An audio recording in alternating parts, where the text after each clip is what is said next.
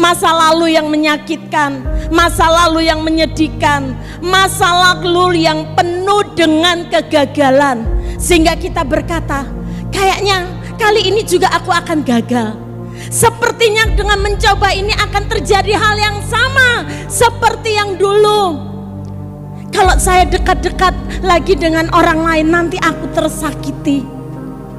Ketika kita terus tinggal dalam masa lalu yang tidak menyenangkan, yang penuh dengan kegagalan, maka kita tidak akan pernah menjadi orang-orang yang menang atas diri kita sendiri.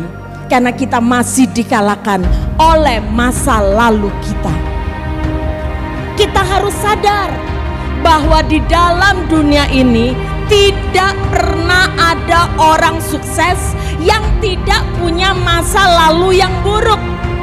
Tidak ada orang sukses di dalam dunia ini yang tidak pernah gagal. Orang-orang yang sukses di dalam dunia ini adalah mereka yang menjadikan kegagalan masa lalu mereka sebagai pelajaran untuk bangkit dan menggapai keberhasilan. Ketika Thomas Alva Edison membuat lampu pijar untuk pertama kali, dia ingin dirinya dan manusia yang lain boleh menikmati pencahayaan tanpa lagi sibuk-sibuk membersihkan lampu. Thomas Alva Edison mengalami ratusan kali kegagalan. Tuhan mengingatkan kepada umatnya di dalam Yesaya pasal yang ke-43 ayat yang ke-18. Firman-Nya, janganlah ingat-ingat hal-hal yang dahulu, dan janganlah perhatikan hal-hal yang dari zaman purbakala. Ingat hal-hal yang tidak baik, kegagalan di masa lalu yang membuat kemudian bangsa Israel mengalami hal-hal yang tidak menyenangkan. Jangan ingat lagi. Dengan kata lain, Tuhan mau mengatakan kepada bangsa Israel melalui Nabi Yesaya, tidak ada gunanya mengingat masa lalu. Percuma mengenang yang sudah-sudah. Tuhan tidak mau bekerja di masa lalu itu. Mungkin bangsa Israel, umat Tuhan, pernah mengalami kegagalan. Mungkin umat Tuhan pernah melakukan kesalahan, hal-hal yang buruk di masa lalu. Tetapi Tuhan tidak mau fokus dengan kegagalan kita. Tuhan tidak mau fokus dengan dosa-dosa masa lalu kita. Tuhan mau fokus bagaimana memulihkan kehidupan kita, umatnya. Amin. Ya, Tuhan mau membuat sesuatu yang baru, yang tidak mungkin menjadi mungkin.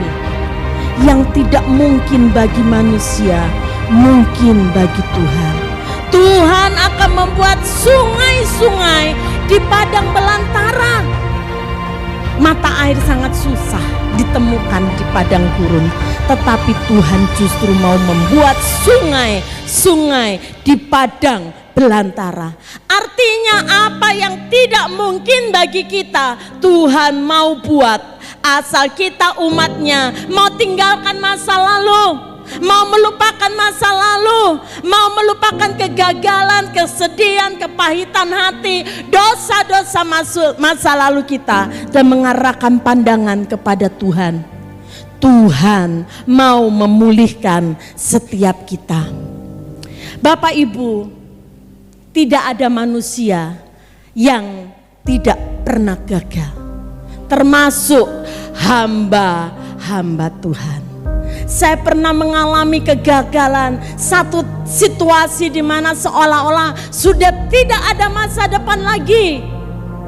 Tetapi kemudian di dalam hati saya tahu Roh Kudus bekerja.